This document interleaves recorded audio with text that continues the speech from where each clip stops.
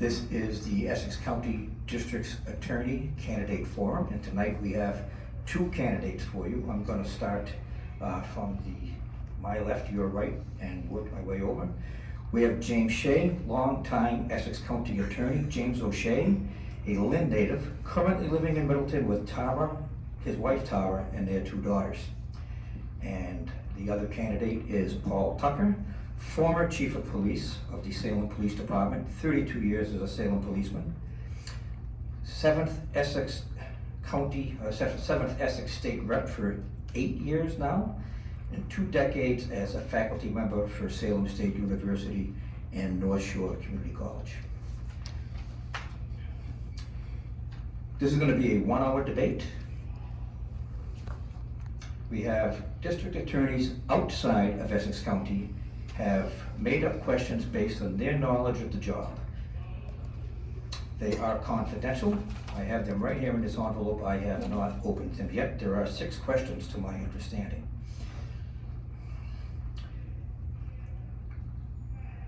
I'm going to choose them randomly. I have no idea what order they're in. Both candidates will have 3 minutes to answer each question and then 1 minute in rebuttal. And that's just it. Those are the ground rules. We expect nothing but the best behavior from both of our candidates, of course. And with this, if the candidates do not object, we're going to get started.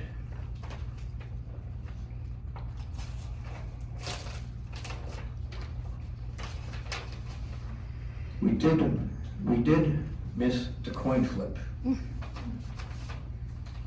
see who goes first.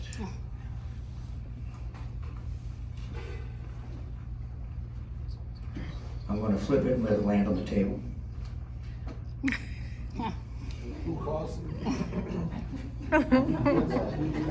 Since it is Representative Tucker's home field, I believe we should let the visiting candidate call. Sure. Why not? Sure.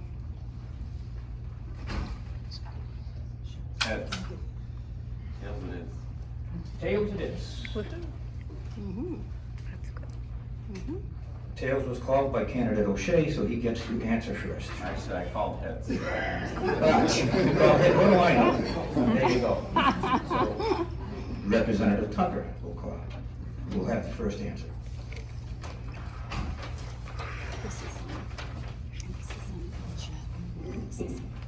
Nicely folded. And the first question for Representative Tucker is, individuals convicted of first-degree murder in Massachusetts are sentenced to life without the possibility of parole. Do you support or oppose granting parole eligibility to those convicted of first-degree murder? Yes or no? I oppose parole eligibility for all first-degree murderers. Some 30 years ago, there was a vote in the legislature on the death penalty.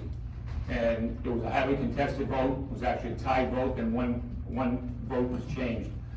And the votes were changed because we don't have a death penalty. It was concluded, and solidly concluded, that we should have life without parole. What we're talking about is somebody who has committed the most heinous act. There has to be a consequence to that. There has to be a punishment. There has to be a deterrent. I would oppose any parole eligibility for somebody who committed a first-degree murder. Now, there was also a fail-safe there as well, and Governor Baker has used it twice, and that's the act of commutation. He commuted 2 life without parole sentences because of the unique circumstances for each. When family members lose a loved one to a first-degree murder, there's a contract. It's a social contract. And that says that that family should never have to worry again about that person getting out. They shouldn't have to worry when a parent loses a child and they start getting on in years and have to worry about going to a parole hearing to oppose it. I think the district attorney's office has done an excellent job in this area. I think in Massachusetts, we don't need a death penalty. We don't have it. It's not on the table. But when somebody does something and they take somebody's life in a premeditated, torturous, malice aforethought way, they do not deserve to be released.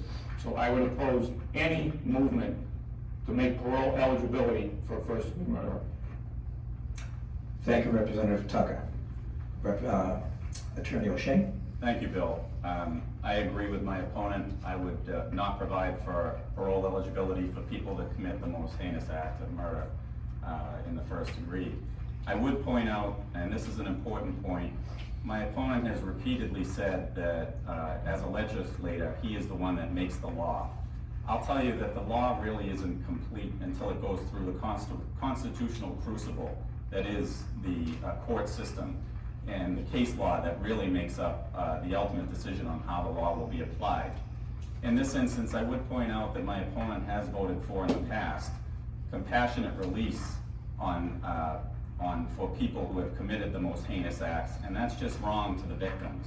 The victims have to now come and deal with the fact that they thought that someone was going to be locked up for a long period of time, and they felt safe and secure in the notion that these people were going to be locked up. And he voted in favor of compassionate release for people with terminal illnesses.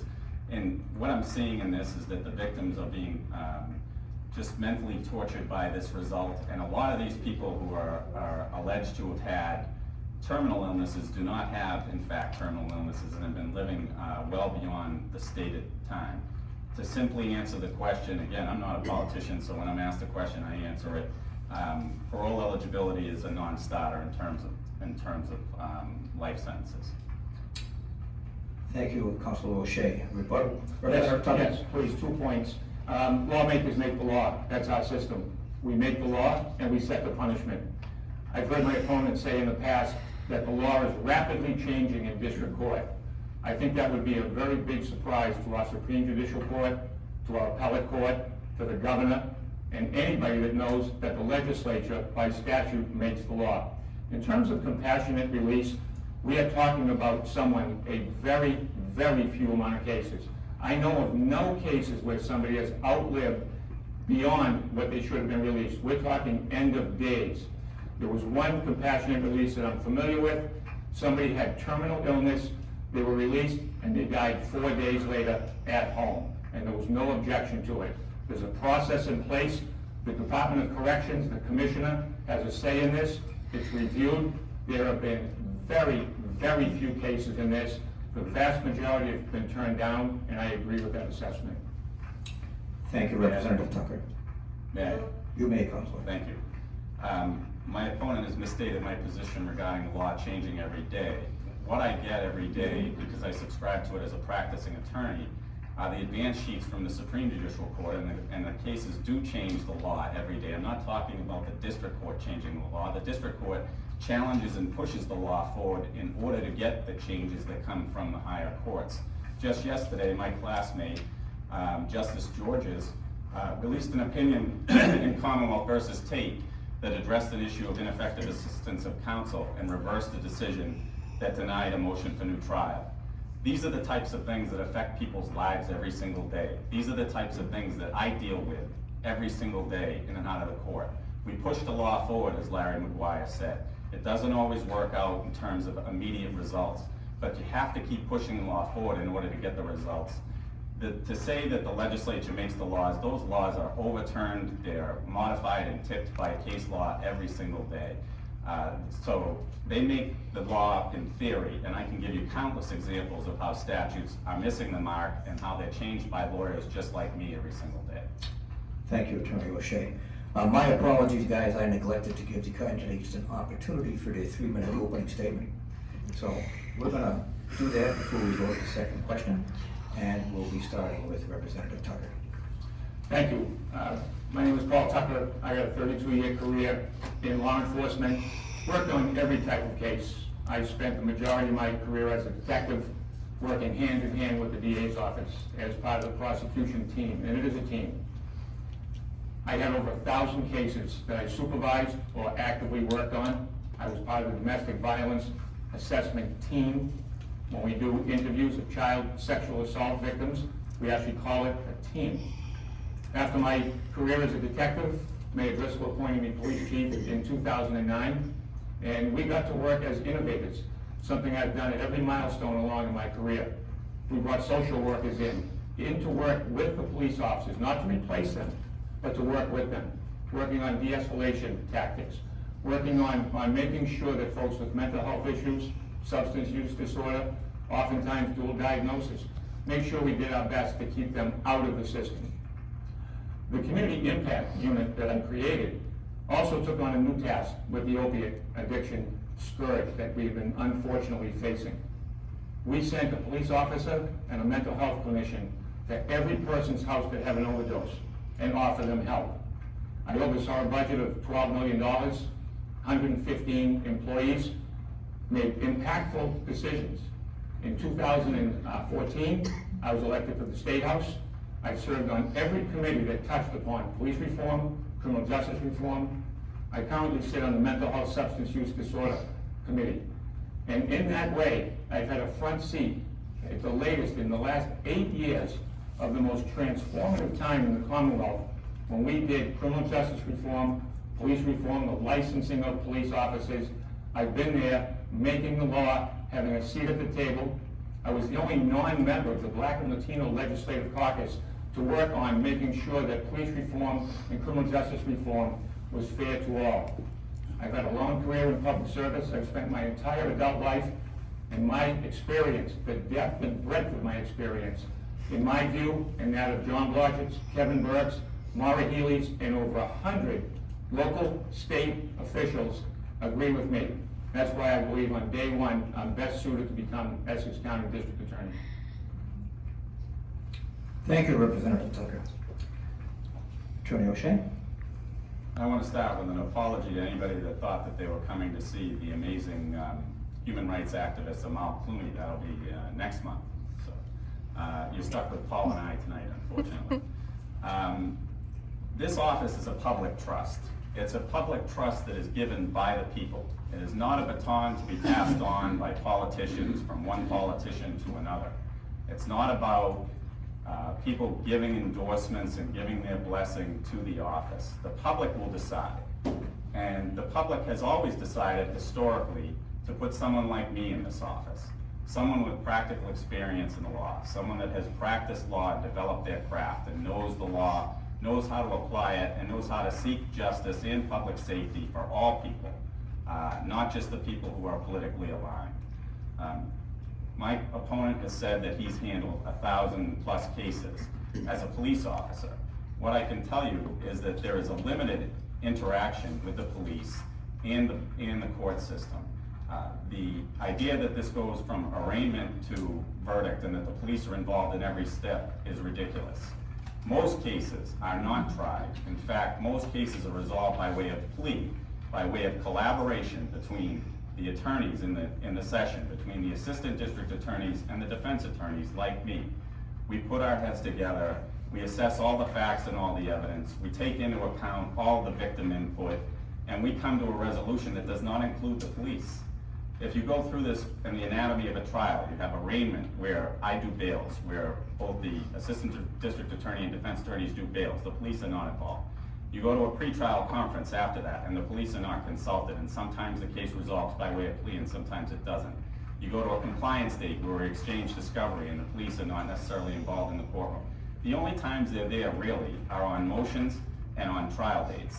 And they're there to provide precipient witness testimony, whether that favors the defense or the prosecution. It is wrong to say that you're part of a prosecution team as a police officer.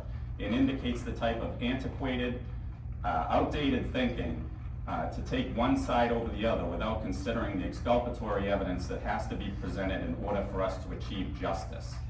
The police are there and they do their best job when they are unbiased and when they tell it like it is. And one retired police officer expressed it to me as being someone that wants to put you in the position of being able to feel like you were there, with the truth, not with the facts just favorable to the team to one side or the other.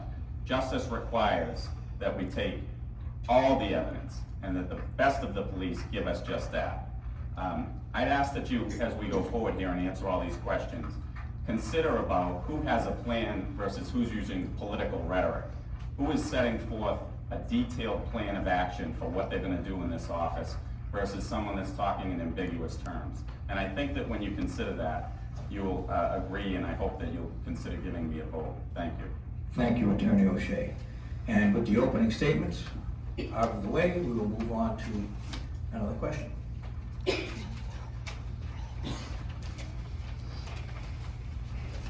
It is understood that the district attorney is the only voice for victims in the courtroom. Did the Criminal Justice Reform Act passed by the Massachusetts legislature adequately address the needs of victims? Representative Tucker? I think my opponent goes first. I went first on the last one. No, we're. Yep. Yeah, we'll do it that way then. Attorney O'Shea. I want to start out by talking about victims before we get into whether the bill actually addresses this.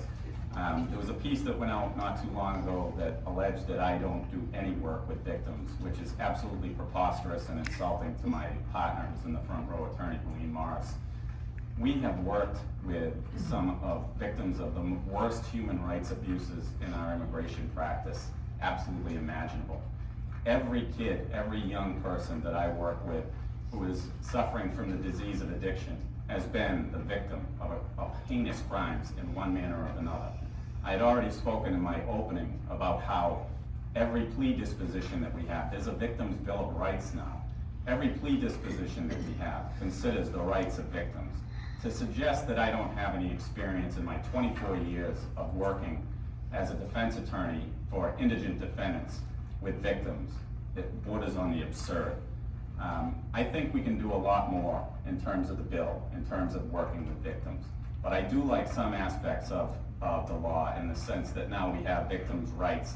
They're allowed to allocute. I can tell you a story. Recently I was in Lynn District Court a couple of weeks ago, and I represented a young girl on a 209A restraining order. She was being harassed by an older person who lived within the same condo complex. And he was really being abusive and saying horrible things about and to her and just constantly harassing her.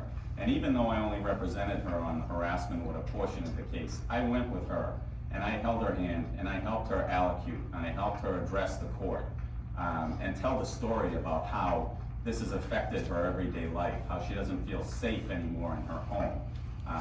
And I think those things are really important. And I think that part of the bill has really been spot on. There's a lot more that we need to do in terms of victims with respect to social justice issues, and we'll probably get into that a lot later, but I think I've had a wealth of experience in both representing and dealing with victims, and I think the law is substantially in the right direction. Thank you, Attorney O'Shea. Representative Tucker. Thank you. I've spent my entire professional police career working with victims, sitting with them, sitting at kitchen tables and in living rooms across this county. I get phone calls still from homicide victims' families that still reach out to me to stay in touch with me. I know what it is to help victims. I've done probably 60 public events since January, and I have to say, I think tonight might be the first time that I've heard my opponent actually say the word victims. I've been doing this my whole career. The DA's office, the DA in particular, is the chief law enforcement officer. He or she is also the voice for victims. When we talk about victims in this last bill, I think we could have done more. If we take a look at some of the things that we have done, there have been some successes. We took a look in the legislature at making sure we have best practices. Kevin Burke, who was the DA before John Blodgett, who has also endorsed me, he knows a thing or two about victims. He literally authored the Victims' Bill of Rights that we still have in Massachusetts today. I think where we can do better is making sure that victims feel like they're a part of the process, even more than the law allows. One of the things I've talked a lot about and have pushed hard is for something called restorative justice, where a victim literally sits across a table from somebody who has caused them harm. Case in point, I saw a case in Arlington. 2 boys broke into a small hardware store. They caused some damage. The police caught them. The owner of the store did not want them charged, but he also didn't want them to walk away thinking they could get away with it. He did a restorative justice roundtable. The owner of the store got to tell these 2 young men how they had impacted his life. He had to shut his business down for a day. He lost a day's pay. One of his employees couldn't come to work because there was nothing for him to do. And he made sure that those two boys understood the impact that this had. And those two boys got to express some remorse to the shop owner. Those are some of the things I think that we need to do more of, making sure that victims have a say. I'd also point out that my opponent talks about being a defense attorney for 24 years. I'm trying to resolute and figure out how representing an accused is the same as representing a victim. I don't see that. Victims have a voice. We need to make sure that they are heard. They are heard through the DA's office, and that's something that I know a lot about and have a lot of experience about and can do it on day one. Thank you, Representative Tucker. Rebuttal on that, Bill? Absolutely. First, I would say my opponent's not paying attention, because in the very first forum that we had at the North Andover Democratic Breakfast, I recounted the story of Alejandra, who's a transsexual that immigrated from Mexico and was seeking asylum, and how I represented her and how she was tortured by the drug cartels after her father had killed her mother. She had undergone unspeakable tragedy. When she would not submit to the cartels after her father, who had gotten out of prison, had thrown her out of the house, they cut off her thumbs. My practice is not a one-trick pony. First of all, on the criminal side, I do, in fact, represent people who are victims of crimes. I recounted the story of Molly, who was sex trafficked while she was suffering from addiction. These are things where I've represented victims in all different contexts, and my practice includes a wide variety and array of abilities to do that. To suggest that I haven't been talking about victims, he's just not paying attention. Thank you, Attorney O'Shea. 1 minute, Rebuttal? Yes, sir. So, just to be clear, the representation of these victims, and let's face it, those are terrible facts that my opponent just talked about. Nobody should have to face anything like that. But let's be clear, my opponent was representing them in his capacity as a defense attorney. They were accused of a crime. Now, some terrible things, and I trust the facts that he said, that some terrible things happened to these folks.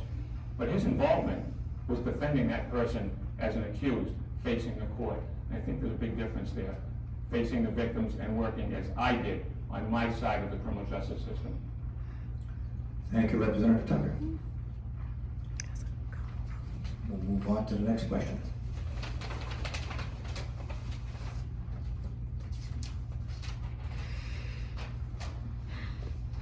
The Massachusetts legislature is the only source of guaranteed funding for the district attorney's offices. Would you try to change that dynamic? And if so, how? Yes. So, in my 8 years as a member of the state legislature, 6 of those, and currently today, I sit on the Ways and Means. The Ways and Means Committee is the Budget Committee. I've seen the frustration of all of our district attorneys that come to the State House and advocate for more funding. The budget in Essex County is approximately $12 million. About 87% of that is salaries. It only leaves about 13% for some discretionary spending. So there's a couple parts to that. The first is we need to make sure that we retain assistant DAs. I don't know of any DAs that leave because they don't like the job. They leave for financial reasons. And that's something that we collectively, not only as a legislature, but as a Commonwealth, need to make sure that we understand that we're compensating these folks who sometimes are working 2 and 3 jobs. And in the spirit of extreme fairness, I've also advocated and worked tirelessly to make sure that we raise the rates for bar advocates as well, people that take on some of the toughest cases on the defense side. I recognize that our system works best when it's a robust adversarial system and people are fairly compensated on both sides. So I've advocated for both sides of the equation. When the DAs come up and they advocate for their funding, it's a difficult road for them. When things come up in the course of a year, and I face this as a chief with a budget that sometimes would be out of whack because things happen in the course of a year. When I was the chief, I may get a case that ate up the entire overtime budget. As a DA, things come up that is difficult to plan for. Case in point, renditions. Sometimes the DA's office will get a call. They have to rendict a prisoner from Texas. There has a cost to that. You've got to pay the troopers and the police officers to go. You've got to get the transportation costs. There are so many unforeseen conditions that come up. There has to be a better source of funding. I think we need to look outside of the legislature to see what those sources could be. There has to be some flexibility to it. I just voted in an amendment to make sure that the DA's office could still have asset forfeitures. This is money that comes from people profiting from crime. I think it was outrageous that some people did not want the DA's office, who shares with the police those assets that strictly and solely came from criminal activity. I put a stop to that on the last day of the session. That money is used to run summer camps, it's used to fund investigations, sometimes to buy equipment. That funding is necessary, and there was an attempt to try to take it away. I expect that there will probably be an attempt next term as well. Our DAs spend it carefully, they account for every dollar of it, and I think we need to do a better job making sure that we support our district attorneys in the area of making investments in funding. Thank you, Representative Tucker. Attorney O'Shea. Thank you, Bill. The job again is district attorney, not district administrator. As my opponent says forth, the budget is what the budget is. It's 88% roughly salary and benefits. So the remaining budget is not that much different than running a small law firm. I think the question was directed at whether the legislature's guaranteed funding should be the only source. I would be open to any other source for the simple reason that every single district attorney's office faces their biggest challenge in retaining the talented district attorneys, assistant district attorneys that work for them. Folks, these assistant district attorneys work for far less than what they can earn in the private sector. But they're dedicated professionals, most of whom would love to stay in the position that they're in if they weren't forced out by financial problems where they can't pay enough to feed their families. I can tell you from working with them day in and day out that many of them would take second jobs, waitressing, working as bartenders, and that's after working the regular shifts of practicing attorney as well. These ADAs don't work 9 to 5. They work round the clock. They work weekends. I get texts from them all the time on the weekends. They work heavy hours, and they're paid on salary, and they don't get additional pay. I would be open. I don't have all the answers to every single question, and I'm not going to pretend that I do. But I would tell you right now, I would be open to any variety of means to be able to get private funding to supplement what they're not getting paid and what they deserve to be paid. The number one problem for every single DA's office is the limited amount of funding for their salaries, their low salaries. And the best way to address that is part of my 4-point plan, I think, which is to give more discretion and make their job a lot more enjoyable, make them want to come to work. And giving those ADAs, especially in the district court, more discretion to make decisions so that we'll be able to evaluate how their performance is. But overall, this is a huge problem for every single DA's office. And don't forget, when you're lobbying or going to ask for money, even just on the legislative guaranteed funding, you're competing with the other counties to get money. So it's roughly going to be a similar allocation for everybody. There's not going to be a great advantage in terms of arguing one county over the other. And this is a situation that I would be more than open to address with additional funding on the private side if we could do it. Thank you very much, Attorney O'Shea. Rebuttal? Very briefly, not rebuttal, but partial agreement. IDAs are overworked, there's no question about it. I've talked to many of them, and every time there's a law change or something new comes in, it adds to their duties. For instance, body cameras. At the end of the workday, many of our assistant DAs are staying at the office because they've got to go through footage of body cameras, they have to answer discovery. Money is an issue, but also when it comes to retention, it has to be a place that people value. One of the things that I did as police chief was put an executive development principle in place. Make sure people feel that they have a career track. I think we can do that with our district attorneys. They can move up. We can show that they're validated. The work they're doing is validated and appreciated. It's something I've done in the police department, and I'd be happy to do it in the DA's office. Rebuttal. Yes. 1 minute. Yes. The question I have, Paul, is how are you going to be able to do that? How are you going to evaluate the people that are going to be moving from one part of the DA's office to the next when you've never actually done the job? You're going to be relying almost 100% on the people that work below you. I've been there. I'm able to evaluate what they're doing because I've filed the motions that they're opposing. I've argued the bails that they've argued. I've argued at the trials that they're trying. I've done the job on the other side. And what I've heard from the opposition as well is that, well, he's never prosecuted a case. Yeah, that's true, but that's an ignorant statement, because anybody that practices law knows that you have to take the case from pillar to post and prepare as though you're prosecuting it. You have to prepare their case. You're dealing with the exact same evidence, the same set of facts, and you have to know it backwards and forwards. This is not a situation where he's in a position to be able to evaluate the talent. He's going to be subject to reliance on the people that are in the office, and I won't be. Thank you, Attorney O'Shea and Representative Tucker. And we'll move on to the next question.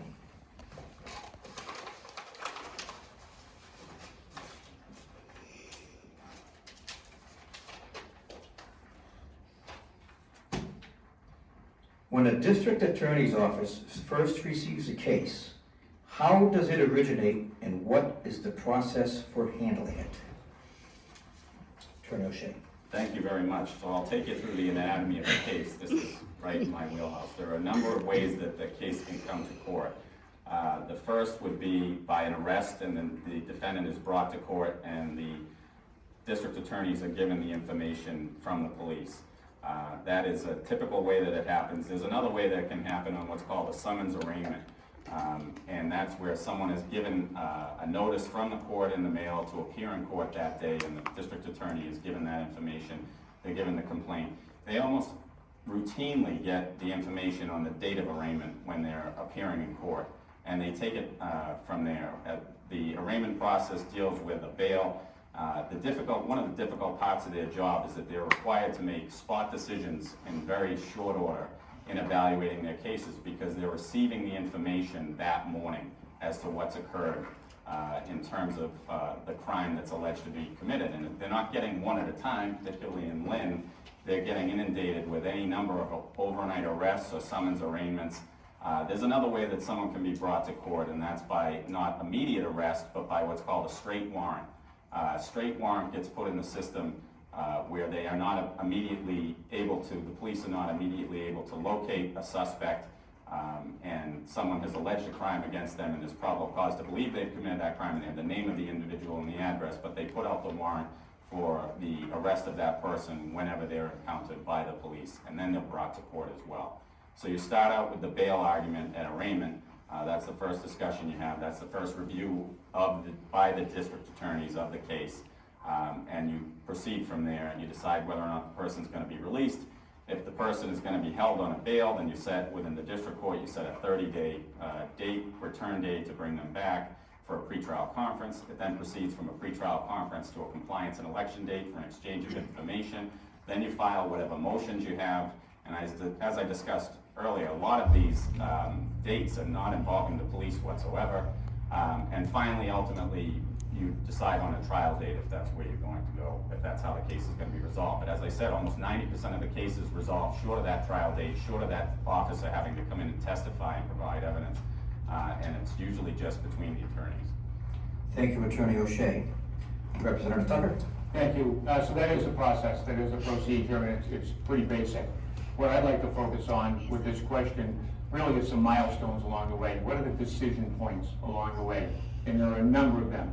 This is where critical reasoning has to really come into play, making sure that assistant DAs are empowered to make the decisions that they should be making at these early steps, and also knowing when they should reach up to the main office for some help. Now, we train our assistant DAs, we give them a lot of responsibility, and they make critical decisions, as do the judges, especially in these early steps. So as we hit some of these milestones, there's a few important things to think about here. One would be, is the case going to go forward? In the beginning, is this something that we should put into diversion? Is this someone who deserves maybe not to enter the system and have a record that tails them into housing, jobs, trying to join the military? That's a critical decision point. Bail is a critical decision point.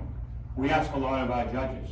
We ask judges almost in a crystal ball way to try to figure out if the person before them is going to return to court.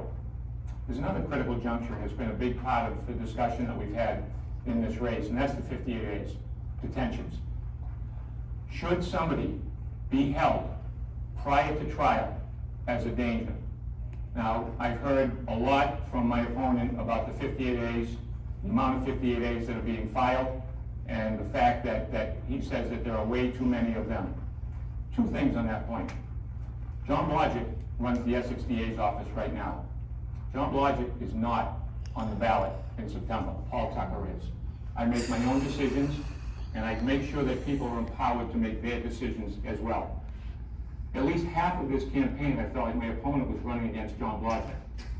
The campaign should be running against me. I will also add that the number of 58As that were filed, in over 90% of those, judges found dangerousness. And in half of those, about 45%, judges found that there was some lesser restrictive means that the person did not have to be held.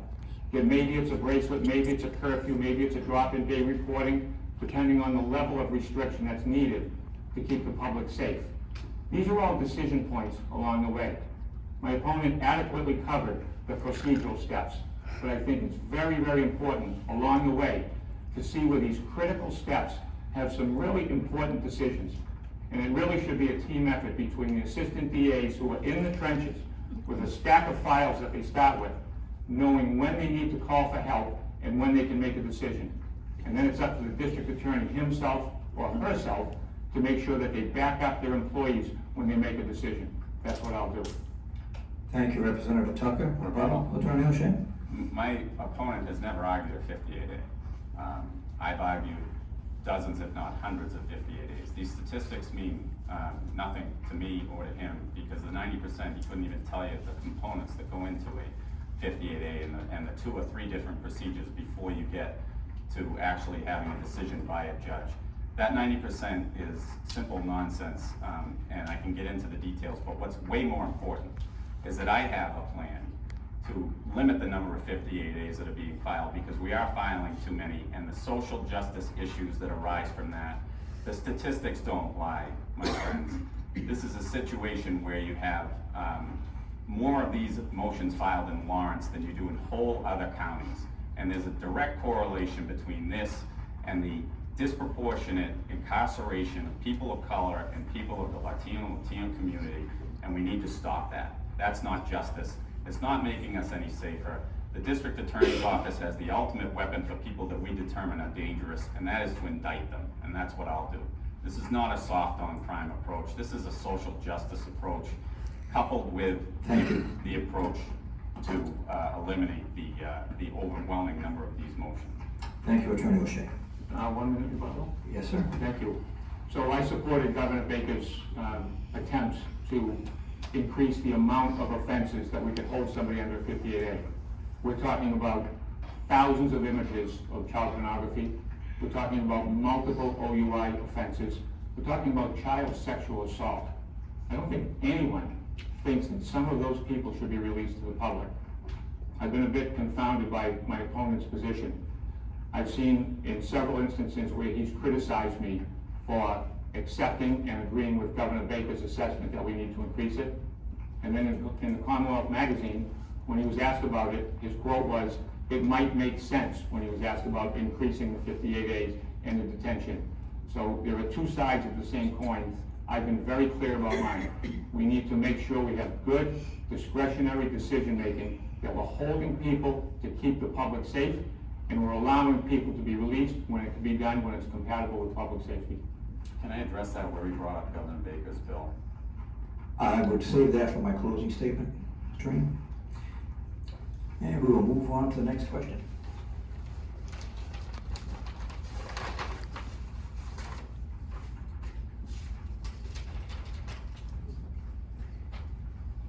If you are elected district attorney, what is your vision as to how decisions will be made, how you will build a prosecution team, and who will play a part on those teams?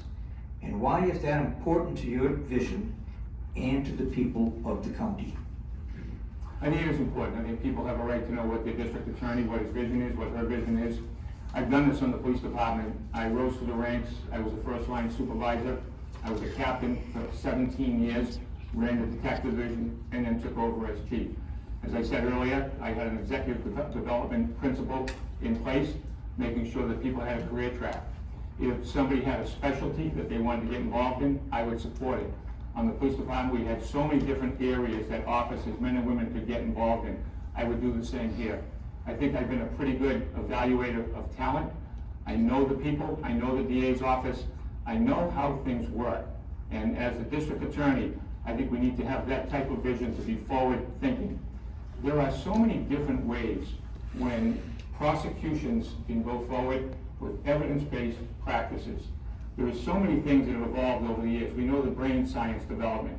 We know some of the things around juveniles, how we can try to keep them out of the system. And it really is a team. We're very, very fortunate in Essex County. I think John Blodgett, who by the way was recently named National Prosecutor of the Year, nationally, I think he's built an extraordinary team of men and women who come to the work they do, they love the work they do, and they do outstanding work every day. It's about teamwork, it's about working together, it's about collaborating. The other piece that I add here, and maybe the question doesn't propose, but it also has to do with the community as well. As police chief, I brought in the community.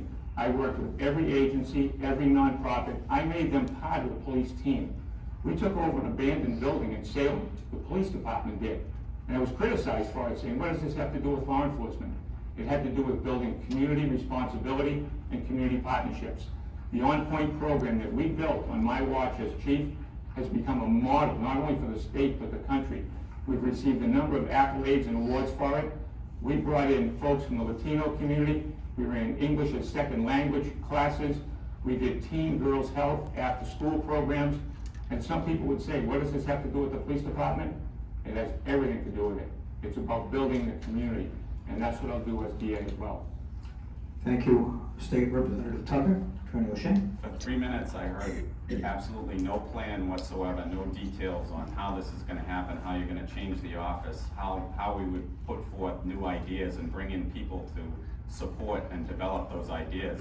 As I said earlier, folks, I have a very simple 4-point plan, and I would add to that as I go on based on my experience on what I've seen that's working in the court, that's not working in the court.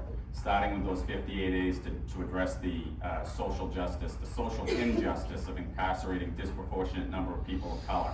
We're gonna reduce those, and we're gonna stop the current practice in that regard, which is basing these dangerousness hearings on the crime, the charge itself, and not on the facts and the evidence.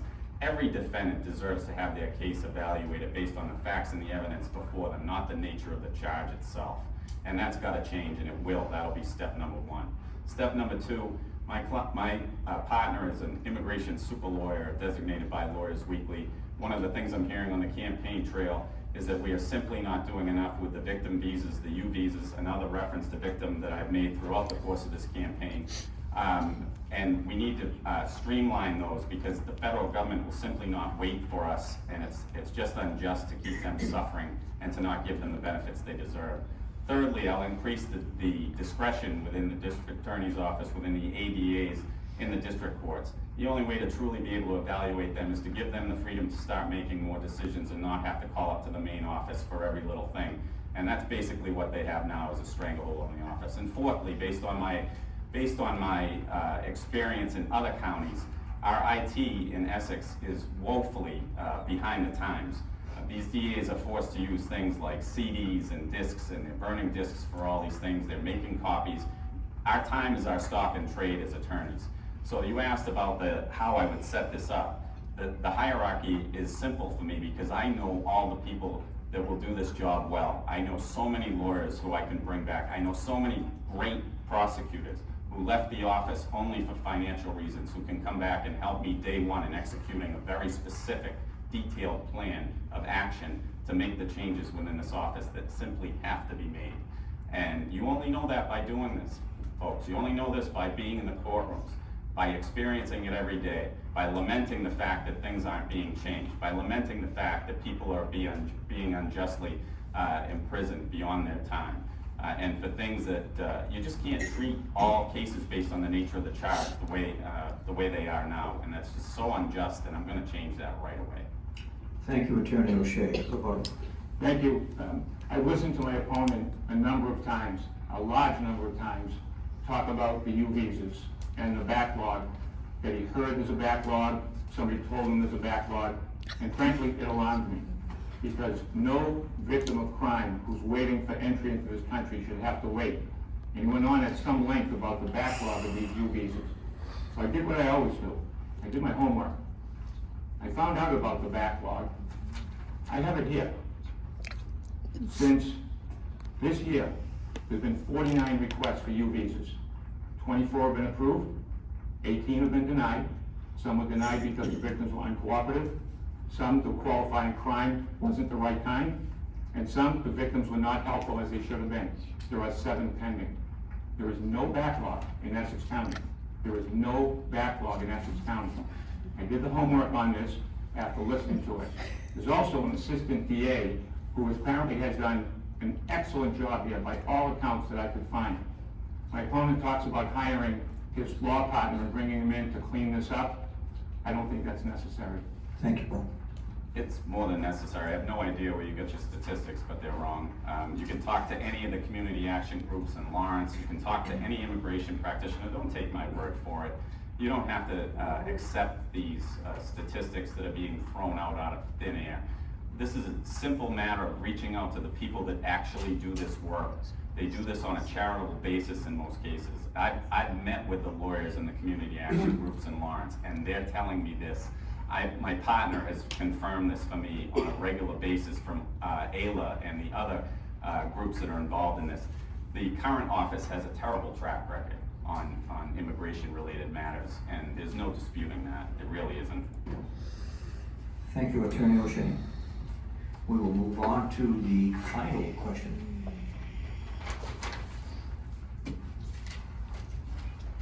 This one's a little longer. Today in Massachusetts, most of the district attorneys rarely, if ever, go to court. The DAs are often busy fulfilling other job responsibilities like overall decision-making on major cases, hiring and human resource decisions, budgeting decisions to be able to run and manage the office on a fixed budget, dealing with executive and legislative bodies and community groups to be able to get the job done and help the mission of the office to succeed. How does your background, credentials, education, training, budgeting, and management experience, as well as your community engagement background or experience, prepare you to lead and manage a large organization like the District Attorney's Office? I've run a small business, Bill, for 24 years, a law firm. And my opponent has been quick to point out, well, it's a small law firm, there's only a couple of people. But what I do is I manage more than 120 files of people whose freedom is on the line, people that trust me every day. I'm managing not only my budget, and as I've said, the administrative portion of the DA's office has been greatly exaggerated in the respect that 88% of the budget is dedicated towards payroll and benefits. The remaining budget is similar to what I would manage in my law practice. This is not something that would be a difficult thing for me at all. But more importantly, I'd like to address the first part of that question. And the first part of that question is, why don't DAs go to court? There's nothing that says that you shouldn't go to court or you can't. John Blodgett made a promise when he ran, and I backed him when he ran. He said, whenever one of my ADAs is attacked, I'm gonna be there on the front line making the argument. I'm gonna go and represent them, and I'm gonna go and prosecute that case. I can make that same pledge that John Blodgett made 20 years ago. Can my opponent? The next time he goes to court to do that will be the first time. And so I am in a position where I can do that, and I will do that. And I'd like to do a lot more. I don't see any reason why a DA shouldn't be trying cases. In other jurisdictions, they're trying the most high-profile cases of all. The only reason that they're not trying cases here, I would suggest, is to insulate and protect the office for re-election in case they lose a high-profile case. I don't have that problem. I'll go to court. I'll take the cases. I'll prosecute the cases if necessary. I have the skill set and the ability to do so, and I look forward to the challenge. Thank you, Attorney O'Shea. Representative Tucker? Thank you, Bill. I've led a very public life. For 40 years, I've been in the public eye. I have a record. I have a record that you can agree with. I have a record that you can criticize. You can take a look at 32 years worth of decisions that I've made along the way as a patrolman, as a detective, as a sergeant, a captain, and as a chief. You can look at my record in the legislature. I've taken hundreds and hundreds of votes. You can cherry pick one here and there. You can cherry pick a decision. You could cherry pick a vote that I took. I stand by my record, and I always have. I've had to face criticism. I've stood up for offices when it should have been stood up. And I've unfortunately sometimes had to discipline or fire officers, promote, demote. I've had to do all of it. My point is this: I've had a very public record, a very public life. When you're in the legislature, you're under a microscope. When you make personnel decisions, you're under a microscope. I've been a teacher. I'm in my 21st year teaching here at the university, teaching at North Shore Community College. I teach criminal law, I teach criminal investigation. All of these things, I believe, have led me to this point. There isn't anything that I haven't seen. I've seen the best of people, I've seen the worst of people. I've seen fabulous lawyers who robustly defend their clients, as they should. And I've seen some terrific DAs as well. That's the system that we have. One of the things about having a 40-year public life with an opponent who I don't know of any decisions, impactful decisions, whether legal, personnel, human resource wise, I can't find anything. I'm a positive person. If I had found it, I wouldn't have criticized him for it. What I would have done maybe is do a comparison. My experience versus what he has done. I stand by my record. I've had a great career. And I think that the last stop for me as DA, I can make a difference. I have the vision to do it. I think I have the respect of the DA's office to do it. They know my work, and I'll be ready on day one. Thank you, Representative Tucker. Rebuttal, Attorney O'Shea. I make the decisions on people's liberty every single day. Not a minute goes by that I don't think about someone that may be wrongfully spending 1 second in jail. I've argued bail that way, I've argued motions that way, I've argued every single case passionately in channeling my ability toward that. As I said, the administrative part of this job has been grossly exaggerated. This is the district attorney, not the district administrator. In terms of, we want to draw comparisons, and early in the campaign, my opponent championed himself as an administrator running the police department. You can all do the research on that. He had ended his reign of 5 years as chief with a scandal that's well documented within the Pomeroy report, where he didn't follow the appropriate procedure. The mayor had to hire independent investigators to come in and sanction people that were close to him in the police department.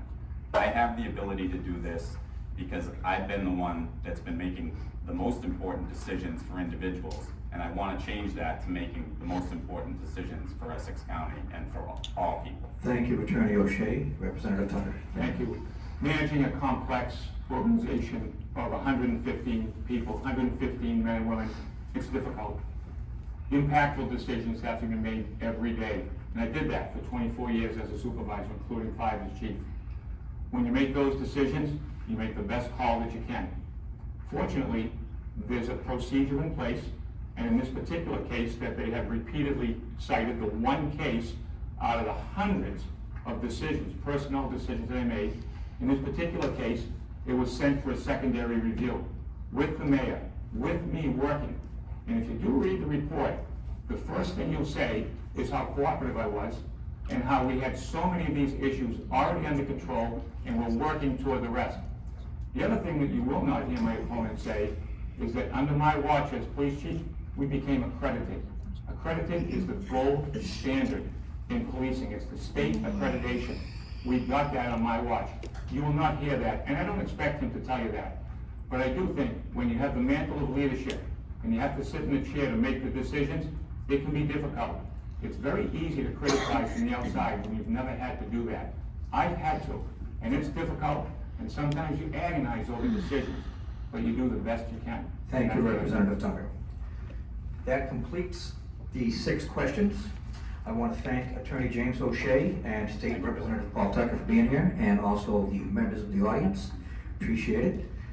And we're going to do 2-minute closing statements now, and I believe that Attorney O'Shea is up first for that. Thank you, Bill. I want to go back to something that was discussed earlier before I get into my prepared remarks, and that is Governor Baker's bill is perfectly illustrative of what the difference is in my opponent's choice of politics over experience, which is what I bring to the table. Governor Baker brought a bill about expanding 58As. And what politicians typically do with their bills is they put something on the front of it, on the title of it, to make it look great for anybody that would want to vote on it. And in this instance, he did put in expansion for crimes related to children. And anybody would be in favor of that. My dad used to say, for motherhood and against crime, is the politician's mantra. And so that would be great. The problem with that is when you really look at it in practice, one of the things they wanted to do in that bill, and he was only about one of four Democrats that voted for the bill, presumably to look tough on crime. One of the things they wanted to do to that bill is they wanted to expand the amount of time someone could be held without bail to a year from 120 days. Now, if you practice in the district court, you know the maximum penalty for any one offense is 2.5 years. That's 30 months, okay, folks? The parole eligibility for someone serving the maximum sentence is 15 months.